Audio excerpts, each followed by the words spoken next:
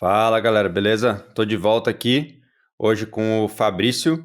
Esse papo vai ser bem legal porque eu não conheço o Fabrício, então a gente faz parte de um grupo de WhatsApp com um monte de CTO, mas eu não conheço o Fabrício e a gente vai se conhecer aqui, vai trocar ideia e vamos descobrir juntos quem é o Fabrício. A gente talvez já até trocou mensagem lá no grupo, mas como é muita gente, tem vezes que a gente não lembra o nome. Já teve gente que veio aqui conversar comigo e falou: Ah, então é você, já falei várias vezes, mas não lembrava o seu nome. E vamos ver como que vai ser esse papo. E aí, Fabrício, tudo bem? Tudo ótimo, prazerzão estar aqui. Então, bora. Começa aí, eu queria entender primeiro, assim, qual que foi o teu primeiro contato com tecnologia? Começar bem no comecinho mesmo, o que que rolou? Primeiro, prazerzão estar aqui, tá? Adoro trocar ideia, ainda mais com pessoas que sejam nessa posição tão complicada quando você é de CTO, né? Eu falo que é complicado até de definir, né, o que é ser um CTO. Mas me apresentando então, né? Eu sou hoje CTO da BX Blue, tá? Que é uma fintech de crédito, em específico, né? Crédito consignado. A gente é um marketplace de crédito consignado, provendo não só serviços para os nossos clientes, né? Que acham o consignado mais barato, mais prático de contratar, como também a gente presta alguns serviços de infraestrutura bancária, né? Para os nossos parceiros. E aí, falando um pouquinho de mim, minha carreira de TI, ela meio que se confunde com a minha carreira empreendedora, o que faz com que ela seja extremamente confusa, eu sempre falo, né?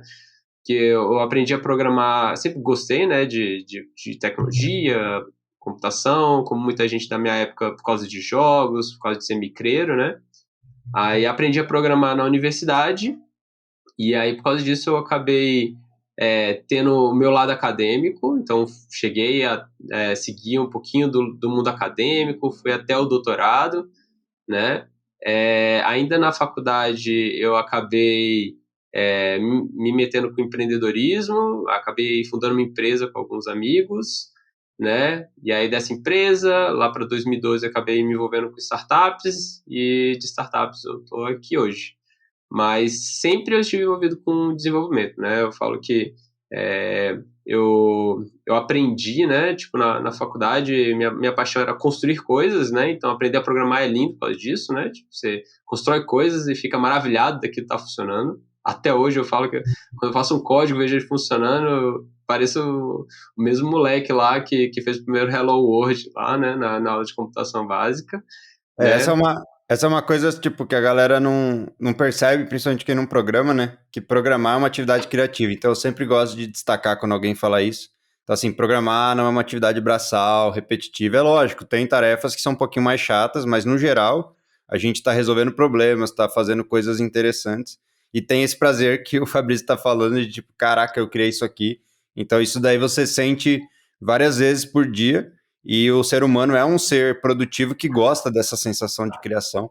Então, isso é uma coisa legal que pouca gente valoriza e muita gente nem sabe que isso acontece para um programador.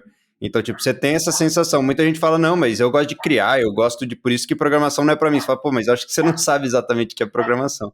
Porque tirando essa parte das atividades chatas, e se você tá num trampo que só tem atividade chata, tipo, cara, busca outro trampo, tem alguma coisa errada, sabe? Deveria ter alguma coisa prazerosa dentro desse trabalho de programação. Com certeza.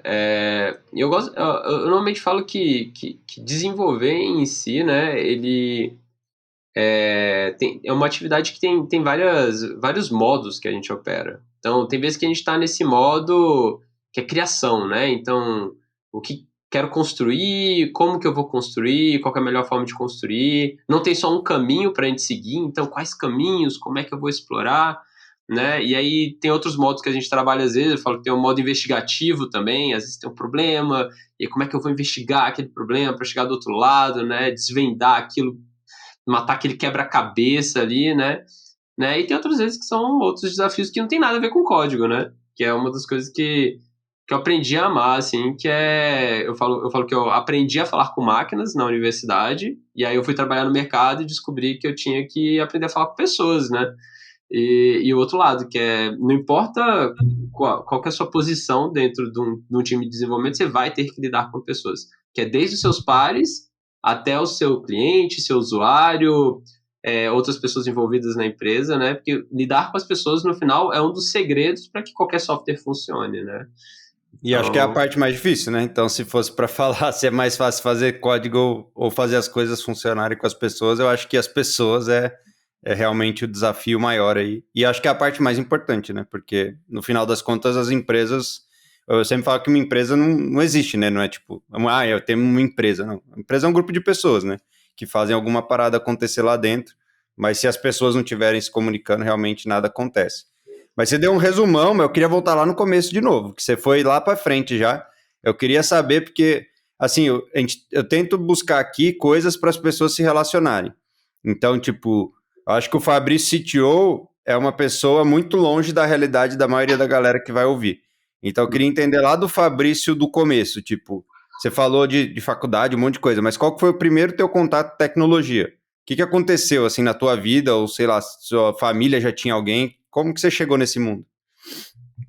cara, eu decidi que eu ia fazer computação bem cedo, assim, né? Eu decidi que eu ia trabalhar com computador, mas era pela paixão do computador em si, né? Meu pai é servidor público e trabalhava no CEP, né? E eu ficava maravilhado de visitar o trabalho dele e ver aqueles terminais XT, assim, né?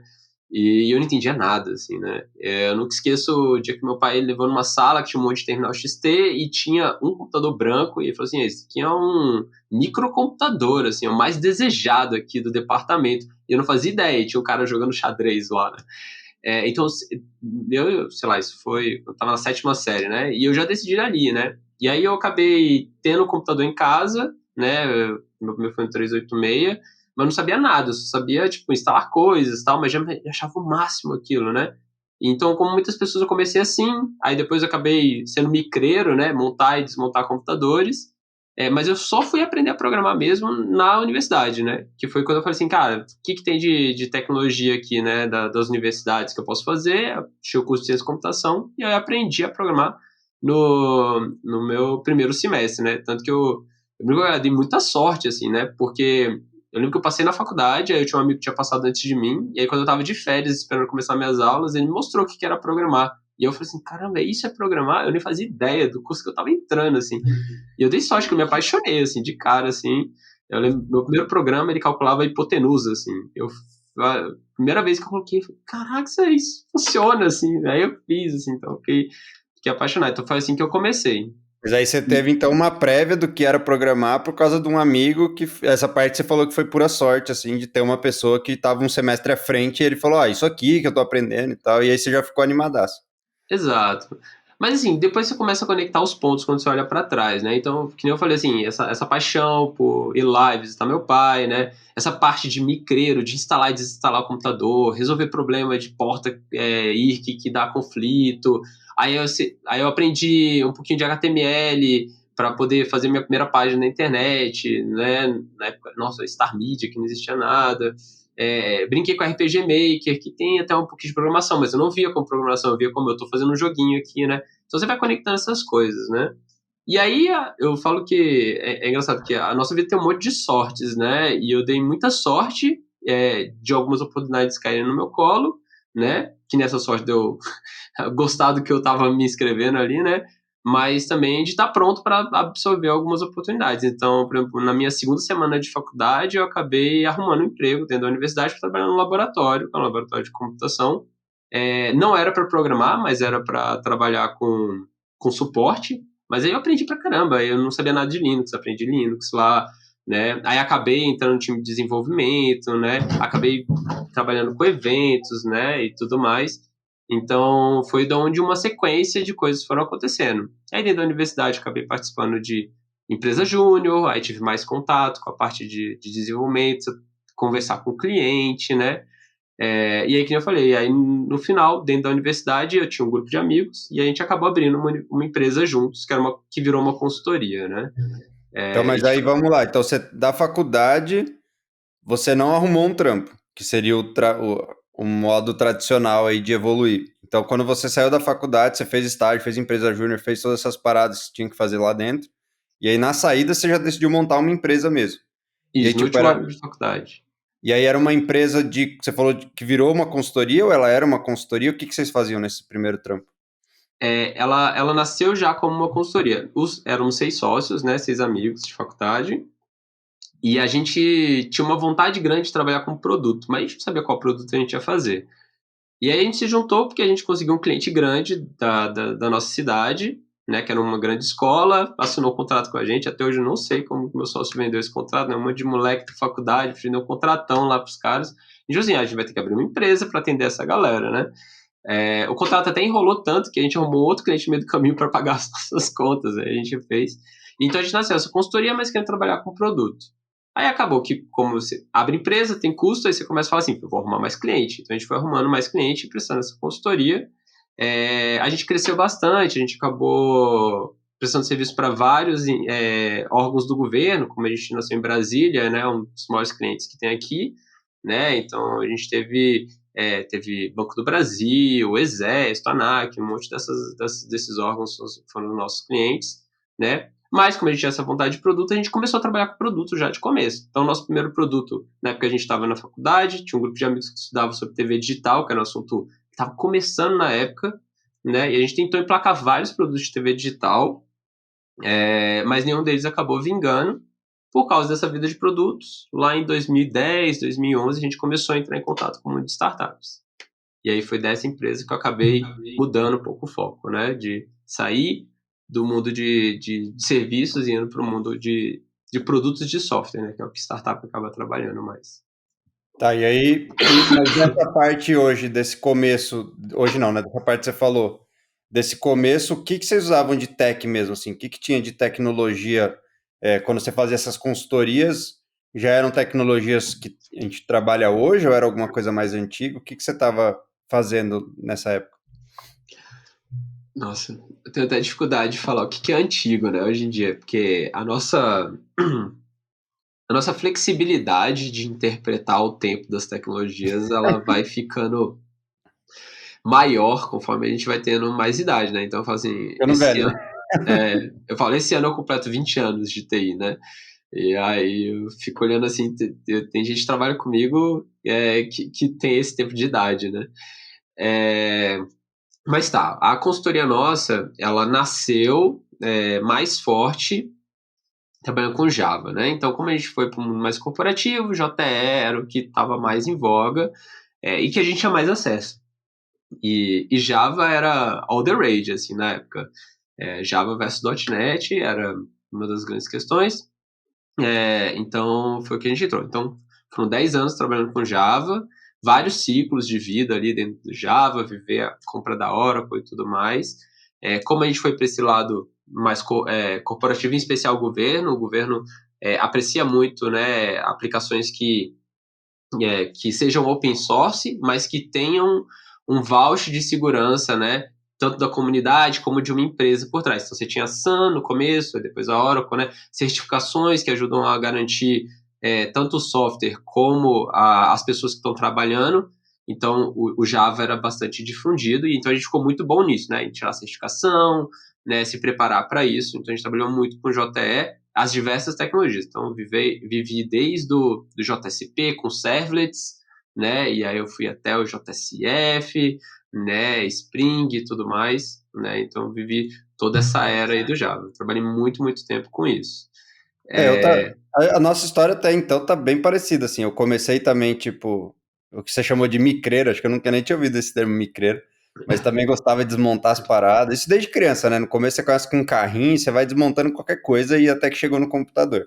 Mas aí desmontava, montava, depois fiz site também, bem basicão, tipo, não era nem programação, era só declarativo mesmo, não tinha nada dinâmico e tal. E depois também essa parte de Java foi onde eu comecei também, fiquei muito tempo também.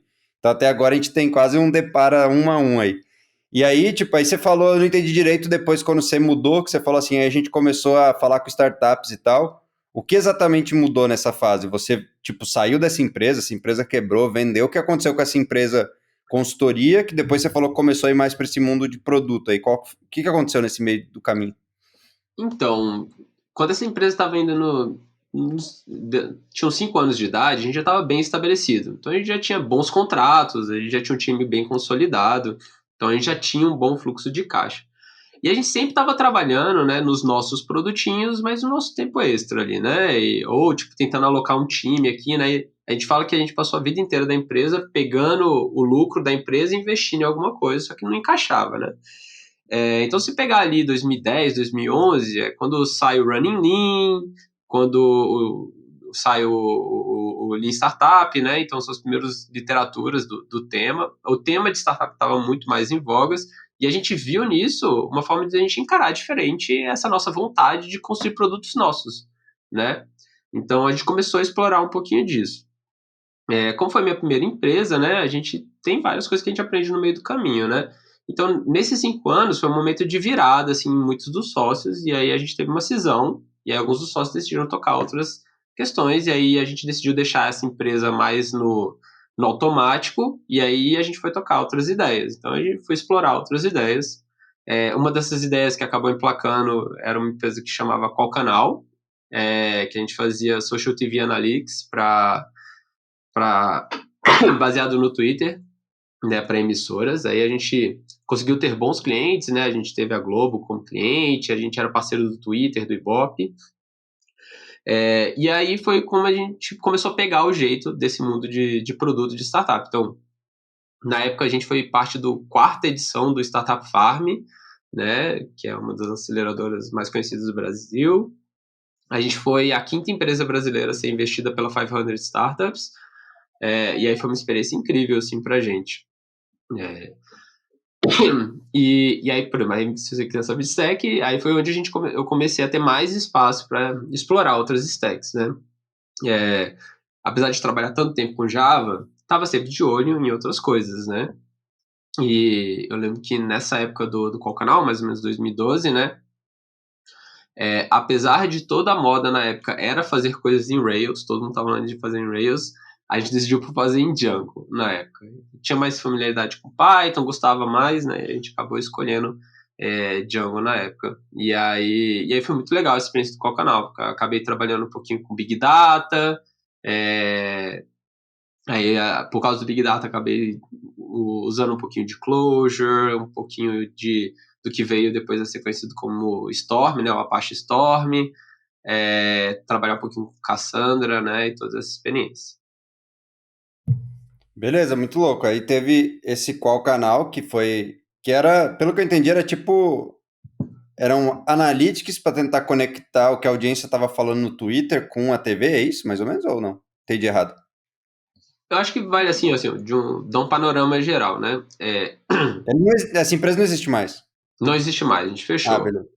Mas o Qual Canal, contando a história inteira, né? O que nasceu? Nessa época que a gente estava começando Running Lean e tudo mais, e aí a gente começou a observar assim, como é que funciona esse mercado? É diferente do que a gente está considerando de consultoria, né? A consultoria, você já começa tendo alguma rentabilidade, né? Você fechou o cliente, você tem algum dinheiro no bolso, né? E aquela velha história, né? A gente começou na faculdade, então a gente já tinha comprado nossos computadores, né? Então, tipo, qualquer dinheiro que entrava era lucro, vamos dizer assim, né?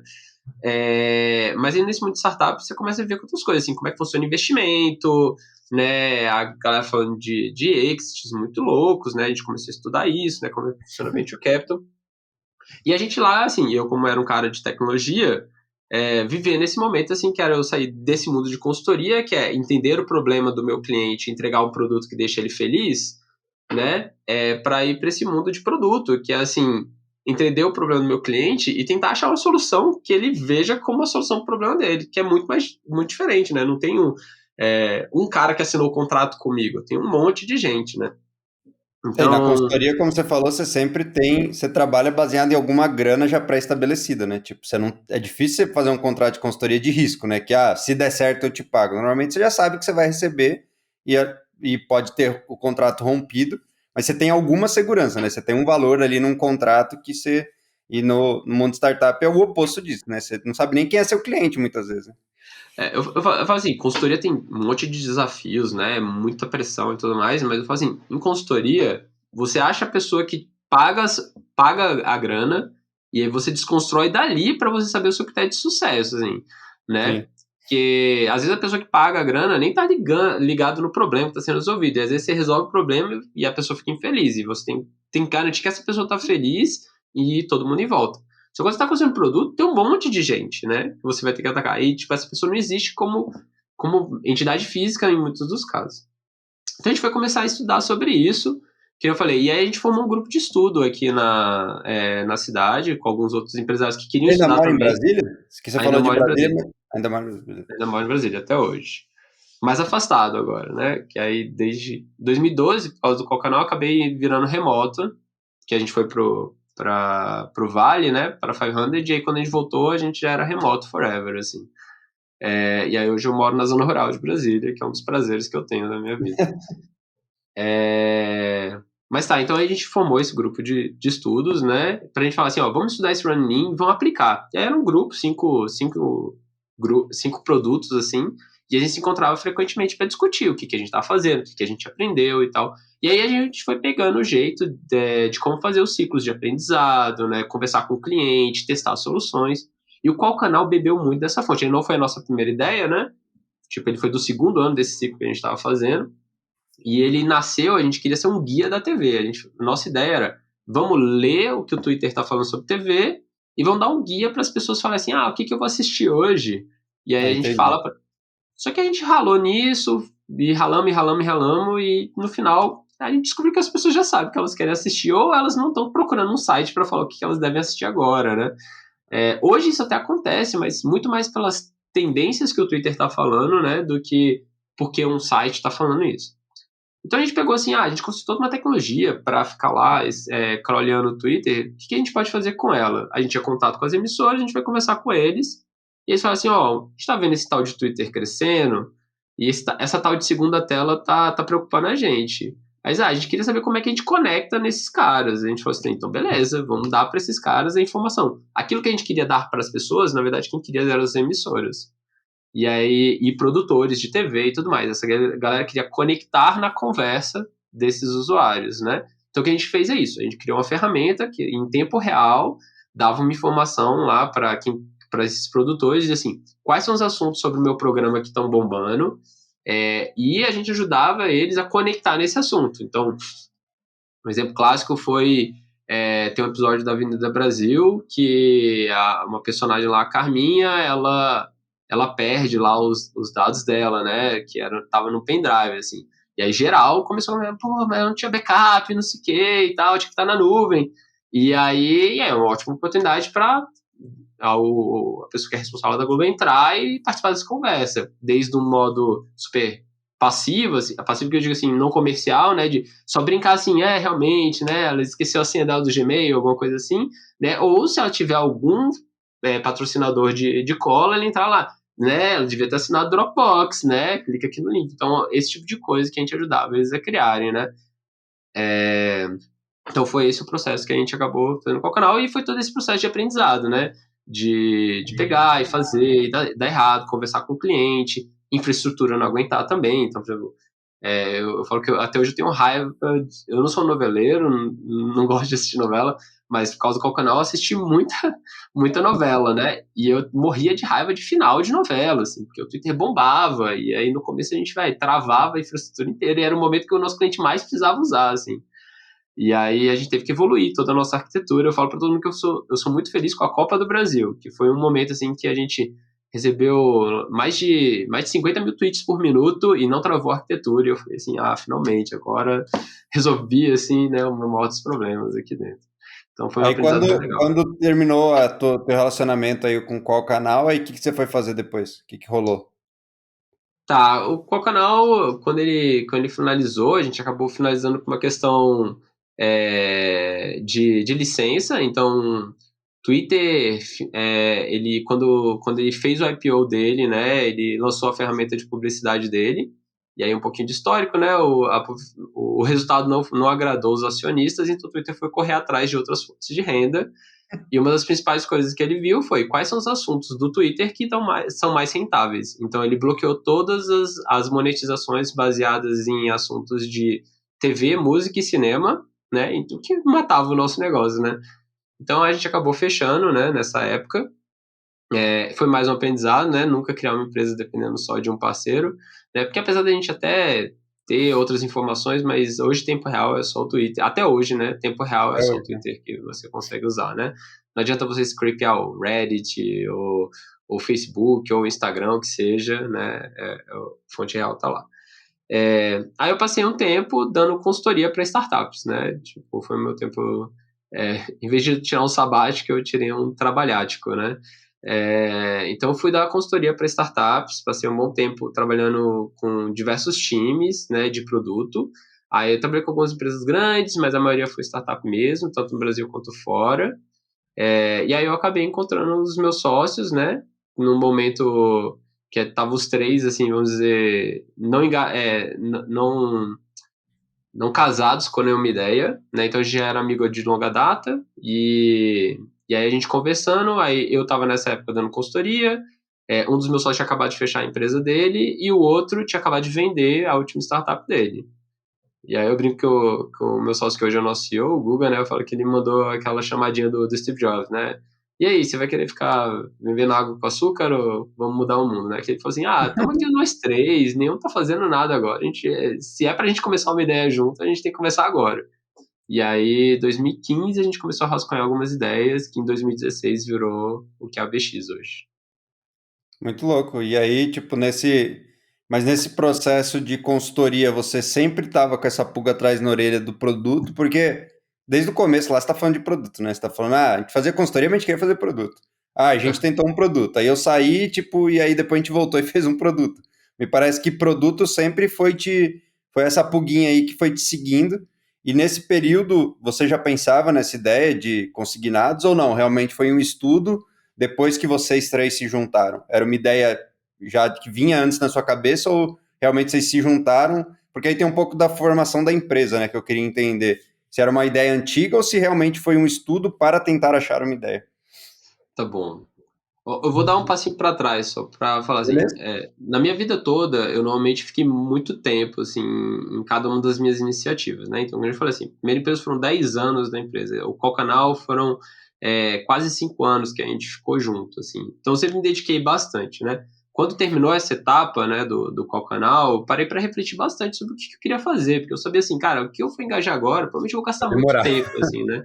É, porque eu acredito muito que pra gente que quer construir alguma coisa, a gente precisa se dedicar bastante para ela, né? Então, uma das coisas que eu tava com mais cuidado nesse momento era, eu não queria mergulhar de cabeça de cara, né? É, eu contratei muita gente na minha vida, né? Eu sempre falo para as pessoas assim, quando você não dá um match com a empresa, é um match daquele momento, assim, tipo, você às vezes não está no momento certo de entrar naquela empresa, e às vezes você vai estar com a habilidade certa, mas a empresa não está no momento de contratar. Então, assim, esse match tem que dar sorte. Então, às vezes você quer um emprego ideal e você tem que achar esse momento de dar match. Então, eu, por exemplo, queria a minha próxima iniciativa. Eu queria ter certeza que eu ia dar esse match, né? E ainda mais assim, eu tinha certeza quando eu terminei os dois que eu queria voltar a trabalhar com produto. Trabalhei tanto tempo com consultoria, mas uma das coisas que me incomodou muito de trabalhar com consultoria foi, principalmente, era não ter a oportunidade de continuar vendo o valor do que eu criava. Então você vai lá, faz consultoria, entrega e acabou o seu serviço ali, né? E isso é muito chato, porque assim, no final você vive dois momentos, assim, ou o momento de criar do zero, entregar e não saber como é que isso teve vida depois, né? Ou dois, é você pegar o legado de alguém que tá dando merda e aí você tem que corrigir ele todo, sacou? E aí depois a mesma coisa, você não vai saber. E aí você nunca sabe assim, será que eu que estou fazendo merda para alguém corrigir depois, sacou? Ou pior, assim, por exemplo, Está perpetuando o trabalho de dev, né? O dev que gera bug pro outro dev, né? exato. E aí assim, eu falo assim, o pior, assim, tem muitos dos sistemas que eu trabalhei no desenvolvimento não tiveram vida super curta, ou alguns nem foram para produção por questões políticas ou questões diversas, assim. E, cara, de produto, assim, eu me apaixonei por essa de, cara, construir, acompanhar e evoluir, e ter essa responsabilidade. E que eu falei lá do começo, assim, cara, lá do programinha da hipotenusa, eu gosto de ver a parada funcionando, assim.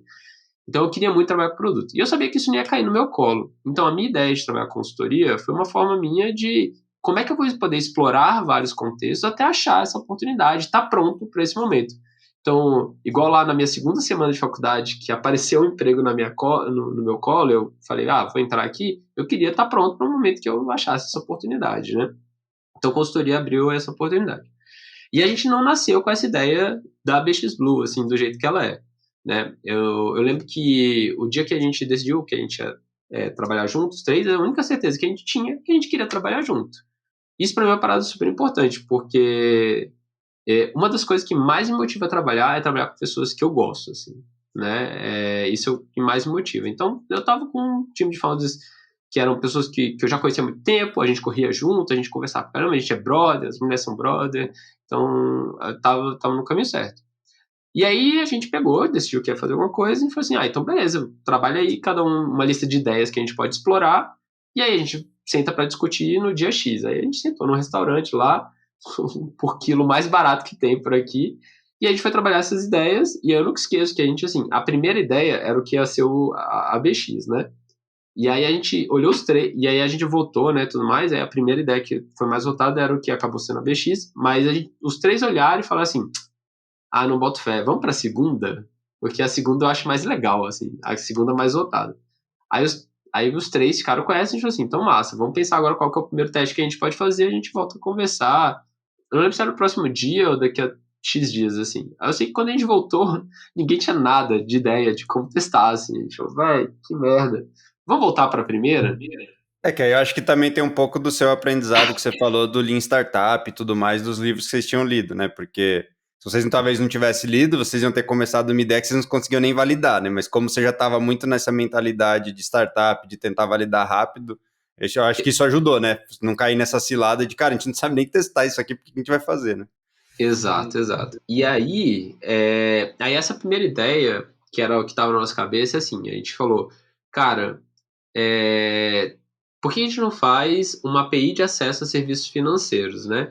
Todo mundo já teve que integrar alguns serviços financeiros, dá um trabalho do caramba.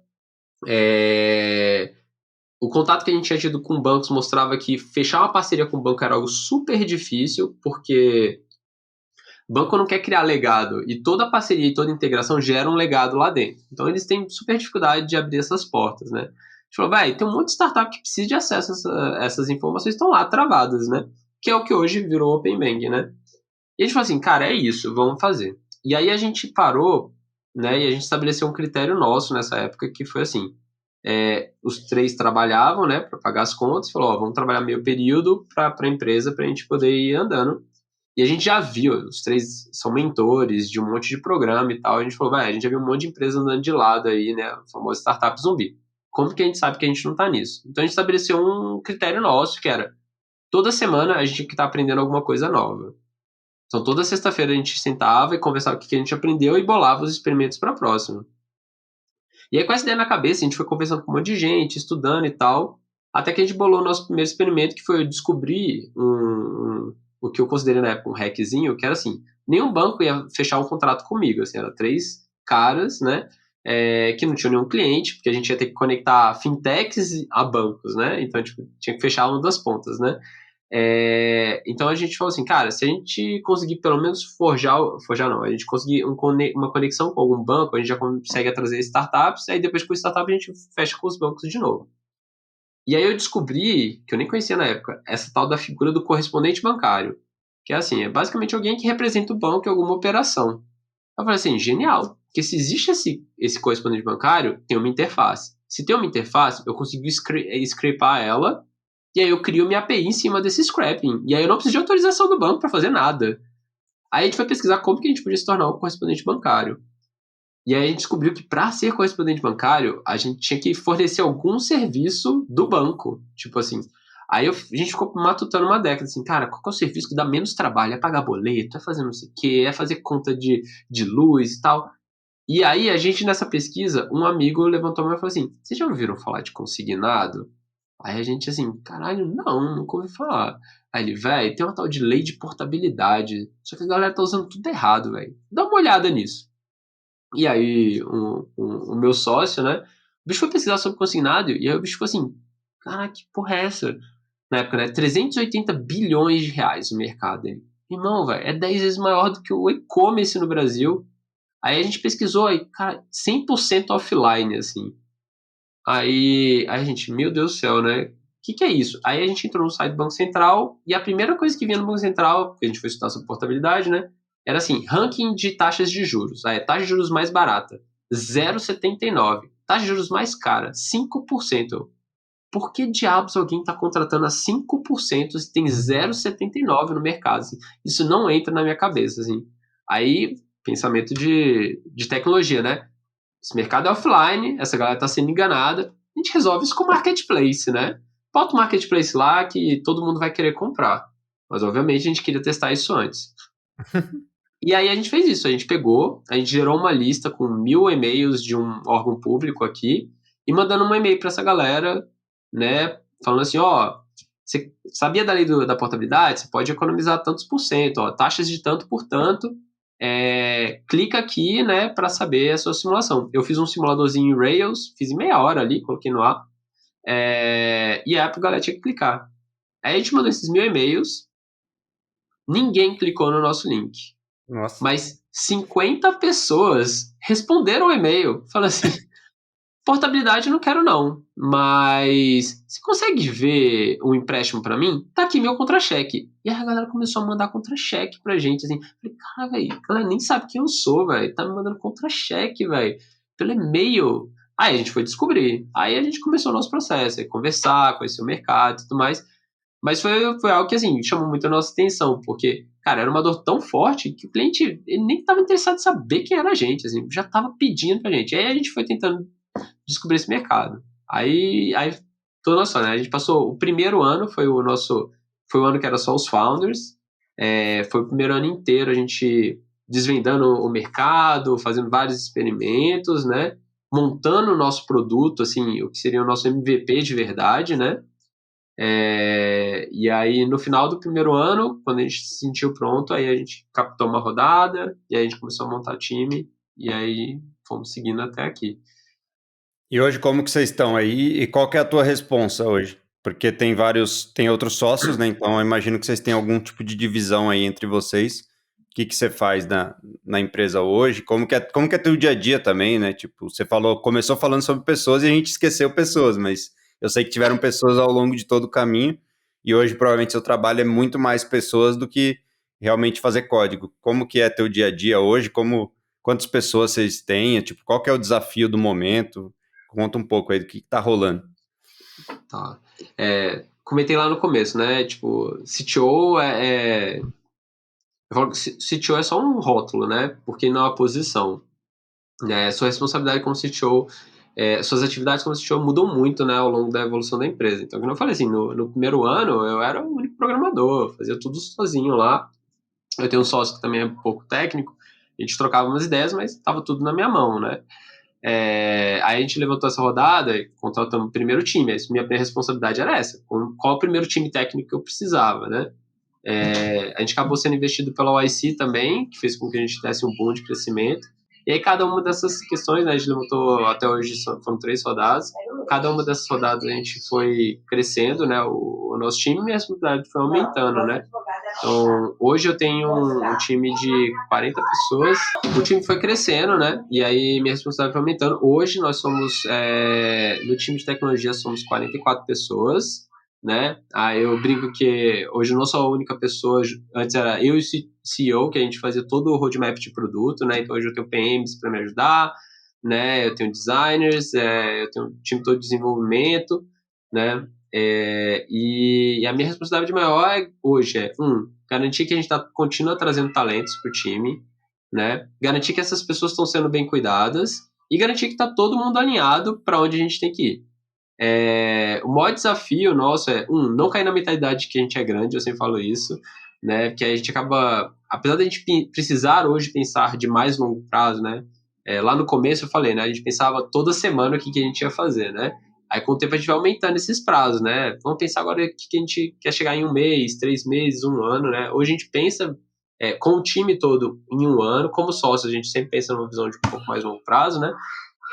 Mas apesar dessa visão de 1 ano, é pensar tem um time assim, o que a gente está aprendendo agora para que essa visão de 1 ano se concretize, para a gente mudar de caminho. Então essa é a minha maior responsabilidade de hoje. Eu gasto grande parte do meu dia conversando com as pessoas e garantindo que a gente está alinhado e destravando onde pode, né? Eu tenho 7 anos de empresa, né? Então eu tenho muito contexto para poder ir destravando, mas minha maior responsabilidade, eu falo que é me tornar desnecessário, né? Então, como é que eu dou autonomia para essas pessoas não dependerem de mim? É o que eu gasto mais meu dia fazendo. Como é que essa coisa que aconteceu, né, não vai precisar de mim? E é uma das lições do remoto também, né? Eu passo o dia escrevendo, eu falo, cara, minha principal atividade é escrever. Então eu escrevo guias, eu escrevo mensagens, escrevo reportes, né? Leio muito dos reportes das pessoas para garantir que a gente está no caminho certo e que ninguém precise reaprender o que eu já aprendi. Essa parte do remoto, por mais que muita gente acha que diminui a comunicação, na verdade aumenta e pode até ser um problema de excesso de comunicação, né? Então, documentar as coisas, tentar registrar tudo o que aconteceu, porque é muito difícil, né? Que no escritório você consegue levantar o braço e dar um grito, alguém vem, e no mundo remoto, eu também já estou no remoto desde 2011, então para mim já é bem comum, então é uma coisa normal, mas agora tem uma galera migrando na pandemia, né? E as pessoas têm dificuldade, né? Porque é um mundo novo para elas. E se a gente não tiver um processo mais claro, vira uma bagunça no Slack. Normalmente a maioria das empresas Slack ou Teams, né? E aí vira um excesso de comunicação que gera ansiedade, que gera um monte de problema. Então a gente tentar controlar isso de alguma forma também é importante. E o que você falou, né? Talvez de criar guias para que as perguntas repetidas não precisam ser aprendidas de novo. Porque se você deixar só no Slack, tipo, ninguém tem paciência de sair pesquisando por minutos ali para descobrir uma resposta. Vai perguntar de novo, vai perguntar de novo, vai perguntar de novo. E aí todo mundo gasta o mesmo tempo N vezes, né? Então esse é um problema bem comum que no remoto eu acho que ele acontece mais, porque se fosse no presencial, eu acho que a gente teria um pouco mais de disciplina, né? Porque você teria que levantar a bunda da cadeira, ir até uma outra sala, tipo, perguntar para a pessoa, perturbar a pessoa. No remoto é muito fácil, né? Você abre um Slack ali, você já manda e acabou, e é muito mais prático. Agora, se fosse você ter que levantar, talvez você ia olhar primeiro se tem algum guia e tal, porque, pô, vou levantar, melhor eu abrir aqui. Então, o remoto pode deixar a gente bem preguiçoso e sempre perguntando tudo, né? Eu costumo falar que no presencial o que mais acontece é você ficar de ouvido, né? Então você levanta e vai conversar com alguém e ouve assim, caramba, estão falando sobre esse assunto, eu vou lá me tocar desse. No remoto, como tem muita comunicação por escrito, você às vezes passa na diagonal e você perde esses assuntos, né? Então por isso você tem que reconstruir, né, essas conversas.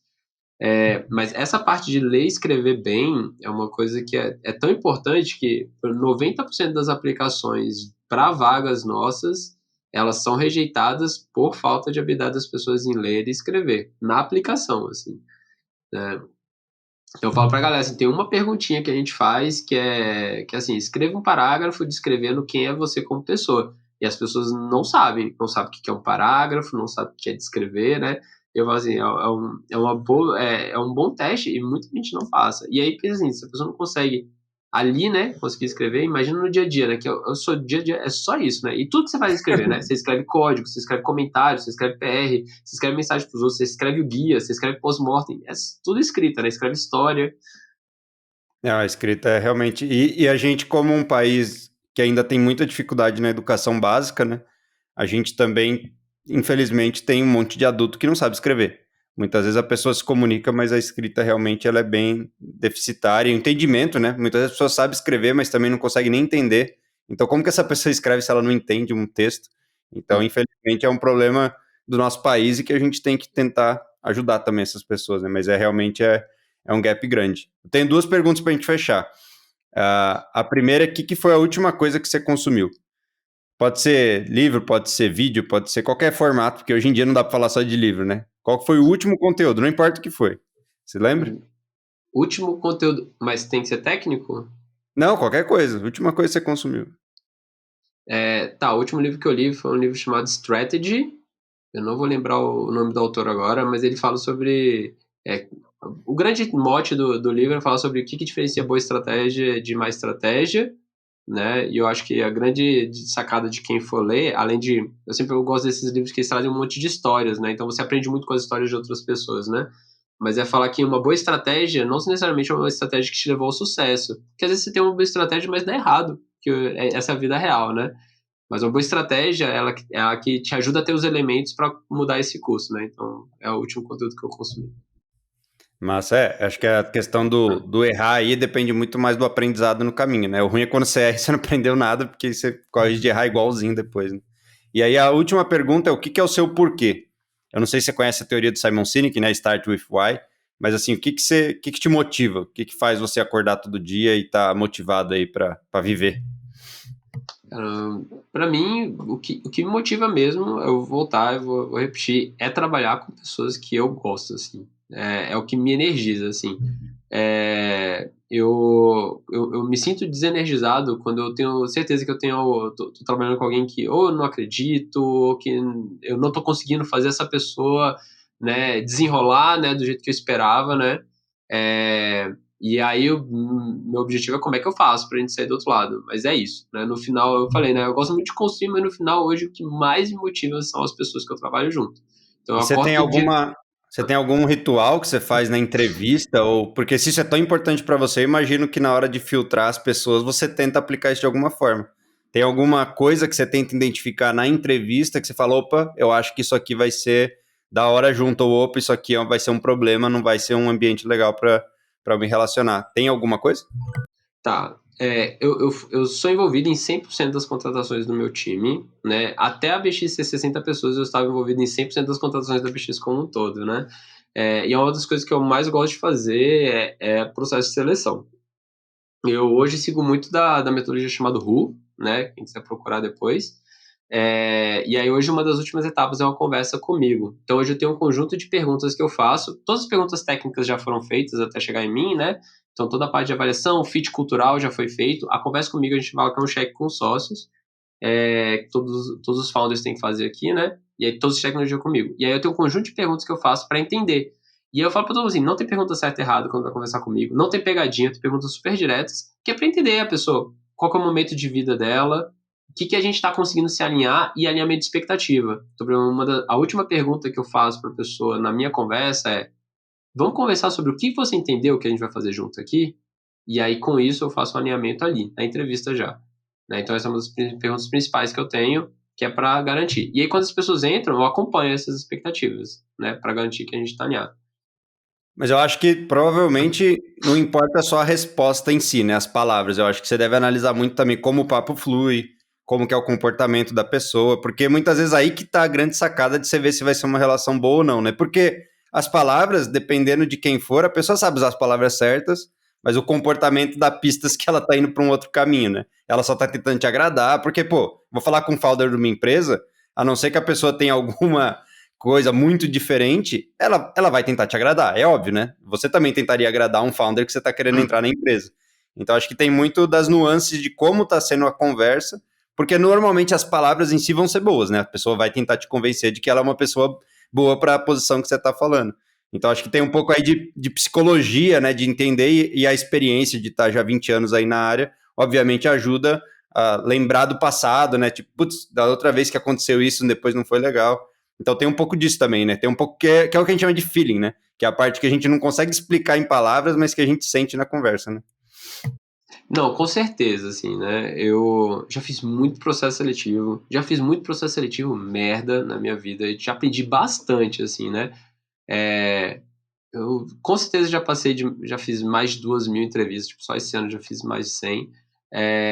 Então, já fiz muita entrevista. E eu falo assim que é um desafio, porque o processo de entrevistar, eu falo assim, ele naturalmente ele é imperfeito. Você está tentando avaliar uma pessoa, que é um sistema super complexo, né? Com uma conversa super curta, assim, por mais que você gaste, eu gasto 40 minutos, né? Meia hora ali de conversa, às vezes gasto 1 hora, né? Mas é 1 hora para você conhecer uma pessoa inteira, já, mas não é pouquíssimo tempo, né? Você vai tentar extrair o máximo de indícios ali, né? E você tem ainda o desafio que é o momento em que você sabe que a pessoa pode tanto se preparar e vir pronta, artificial, que nem você falou, né? E ela pode se preparar muito bem para bolar ali. Como o contrário, pode ter pessoas incríveis que, por não estarem se sentindo à vontade, né, você não vai conseguir extrair o melhor delas ali, né? Então eu falo que o papel do entrevistador é ter essa nuance, a gente sabe assim, como que você explora para poder extrair, eu falo que é consistência, né, corpo, né? Em geral, a pessoa que ela é vazia, ela vai ter um discurso vazio, né? Que não consegue dar mais corpo, você não consegue mergulhar e descobrir mais, né? Você tem que conseguir descobrir isso. Ao mesmo passo que uma pessoa que está nervosa, ela às vezes não consegue me olhar e você tem que conseguir deixar ela à vontade para poder ela se abrir com você, né? Por isso que eu falo que é uma conversa. Eu sempre tento criar nesse momento um ambiente seguro para a pessoa conversar comigo ali. Mas exige muito, assim. E é uma coisa que você aprende fazendo, assim. Não tem como... Não tem curso que vá te deixar 100% pronto. Ele pode te ajudar a melhorar, como eu falei. Li vários livros, um monte de gente me ensinou um monte de coisa, assim, eu tenho pessoas incríveis que me ajudaram nesse processo, mas é só fazendo mesmo para você ir desenvolvendo essa musculatura, né? E evoluir com o tempo também, porque o mercado muda, a forma como você avalia muda, o que você valoriza também muda, então você tem que ir adaptando. Muito bom, Fabrício. Esse foi o nosso papo. Acho que foi legal ver desde a jornada empreendedora, consultor e agora focado em pessoas. Acho que foi bem interessante. Acho que várias pessoas vão se relacionar. E muito obrigado pelo papo e boa sorte aí na empresa. Acho que vocês já estão indo super bem e nessa nova fase aí de mais crescimento e a gente vai se conversando pelo caminho. Quem sabe mais para frente a gente faz outro papo. Vamos ver o que mudou. E quem sabe você não está focado em pessoas, vai saber, né? O que vai acontecer para frente, né? Valeu, muito obrigado. Valeu demais, foi um prazer, cara. Fica à vontade para convidar de novo. Abraço, até mais. Tchau, tchau, galera. Um abraço.